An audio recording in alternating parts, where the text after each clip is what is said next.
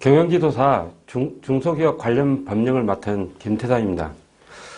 요즘에 자격증을 하나씩 취득하려고 하시는 분들이 많은데 실제 그 자격증은 노년에 있어서 인생의 보험이라 할 정도로 상당히 중요하다 이렇게 볼 수 있습니다. 그래서 직장 다니시는 분들도 직접 현재 사무실을 내지 않고 나중에 노년 인생 보험으로서 이렇게 준비하는 경우가 꽤 있는데요. 그래서 젊은 시절에 자격증 하나 따셔가지고 노년에 이제 남들 정년퇴직하고 놀 때 자기는 그 할 수 있는 사무실 열고 할 수 있는 일이 많기 때문에 하나씩 준비하는 것도 큰 의미 있는 일이라고 생각이 됩니다.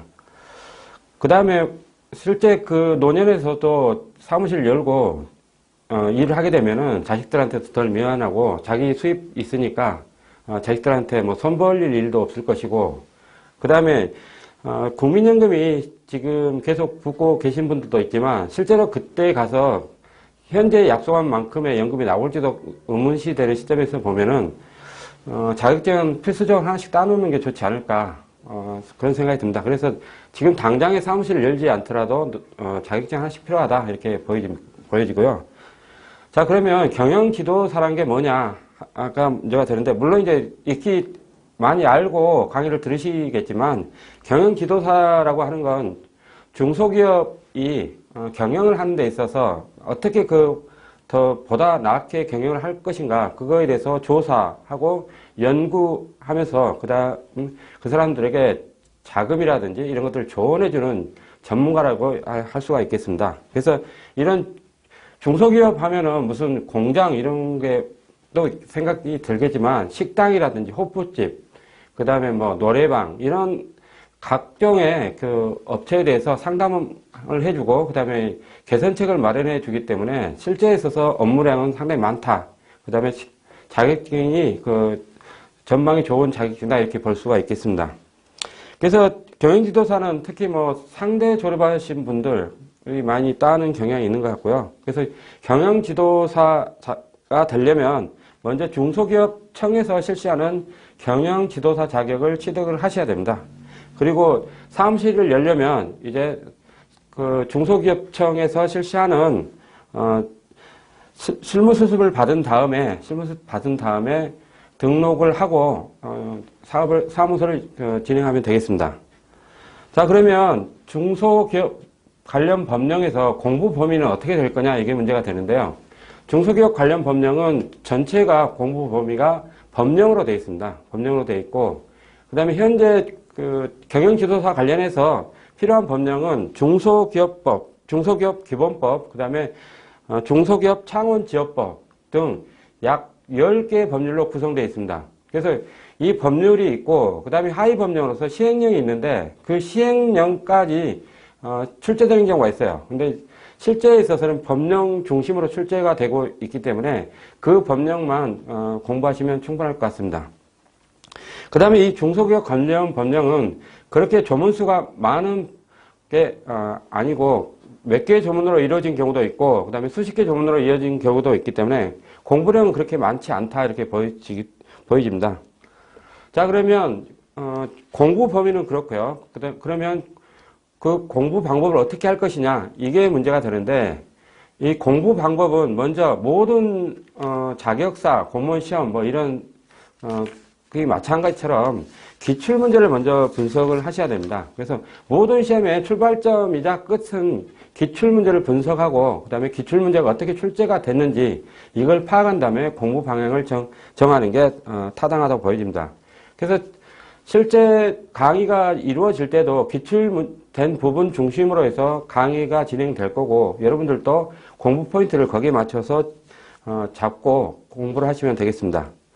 자, 그 다음에 기타 자격시험, 공무원시험 이런 경우에는 법령이 들어가면 반드시 판례가 출제됩니다. 그래서 헌법재판소 결정이라든지 대법원 판례, 그 다음에 각종의 학설 이런 것들이 출제가 되는데, 현재 경영지도사 중소기업 관련 법령과 관련해서는요, 지금 현재 조문만 출제되고 있습니다. 그래서 관련 판례라든가 뭐 헌법재판소 결정내 이런 것들을 전혀 공부할 필요가 없고, 지금 아까 소개한 10개 법률에 정확히 이해하고 숙독하시면 충분하겠습니다. 그래서 조문 위주의 공부를 할 필요가 있다라는 거고, 시중에 나와 있는 거의 모든 교과서도 조문을 이렇게 체계적으로 써놓은 게 대부분입니다. 그래서 조문 위주의 공부를 하시면 되겠다라는 거고요. 그 다음에 다른 법령 자격시험 법학과 관련해서 보면 범위도 많고 그 다음에 까다롭기까지 한데 지금 현재 경영지도사 중소기업 관련 법령 관련 출제되고 있는 거 보면은 그렇게 판례가 전혀 출제가 되고 있지 않기 때문에 조문만 그 단순 암기해서 객관식 시험이 되니까 인식하고 가서 체크하면 충분히 60점 이상 그 다음에 고득점 할 수 있다고 보여집니다. 그래서 전략 과목으로 삼아도 충분할 것 같고요. 그 다음에 법률과 관련해서 아까도 이야기했지만 해당 중소기업 기본법 밑에 이제 중소기업 시행령 이렇게 있습니다. 그래서 시행령까지 출제되는 경우가 있으니까 중요 조문 중심으로 공부를 하되 중요 조문 중에서 시행령까지 공부를 해야 되는 그런 부분도 있겠습니다. 자, 그 다음에 수업 진행 방식인데요. 수업 진행 방식은 어떻게 진행할 거냐 하면은 빈출 조문 중심으로 일단은 강의를 진행해 나갈 겁니다. 그래서 시험이 한 번도 출제되지 않았거나 그 다음에 중요성이 상당히 떨어지는 조문은 굳이 공부할 필요도 없고 저희들이 만점 맞아야 시험에 합격하는 시험이 아니기 때문에 빈출 조문 중심으로 해서 공부를 할 거다라는 거고요. 그래서 그 다음에 이제 기출이 빈출됐던 그 부분 역시 중요 조문이 될 것 같습니다. 그래서 중요 조문하고 그 다음에 하위 법령인 시행령, 그 다음에 필요하다면 시행 규칙까지 학습하는 걸로 하고요. 그 다음에 중요 조문이 아닌 것은 그래서 수업 시간에 굳이 공부할 필요도 없고 저희들이 만점을 맞을 필요가 없기 때문에 가능한 배제하는 쪽으로 이렇게 진행을 하겠습니다.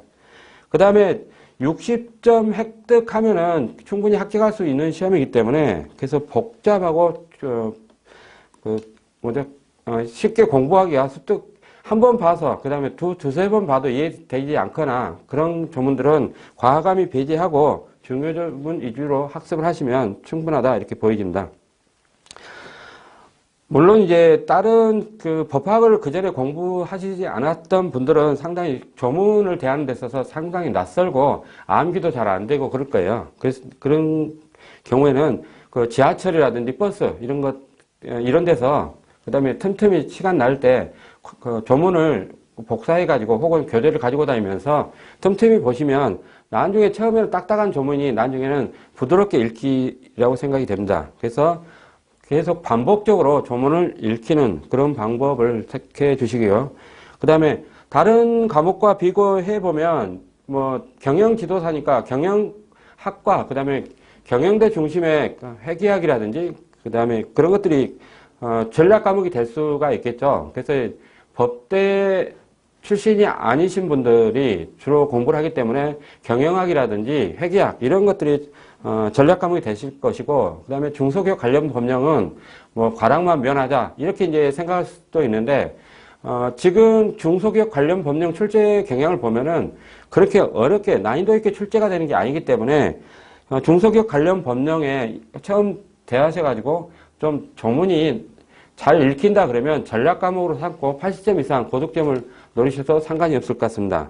그래서 중소기업 관련 법령은 그리고 아까 또 이야기를 했지만 판례라든가 헌법재판소 결정례 이런 것들 출제가 되지 않기 때문에 특별한 노하우나 이런 게 있을 수가 없을 것 같아요. 그래서 조문에서 요구하는 기재되어 있는 대로 계속해서 반복해서 그런 조문을 읽고 그다음에 부지런히 다시 암기하고 이해하고 그런 것들이 필요할 것 같습니다. 그래서 이 중소기업 관련 법령은 전략 과목으로 삼으신다고 한다면 80점 이상 이렇게 노리시고 공부를 하시면 충분할 것 같고요. 그 다음에 특별히 이게 어려운 과목이 아니기 때문에 교재를 사거나 조문 복사해가지고 반복적으로 학습하시면 충분히 고득점을 할 수 있겠다 이런 생각이 듭니다. 네, 그러면 다음에 수업 시간에 뵙겠습니다. 감사합니다.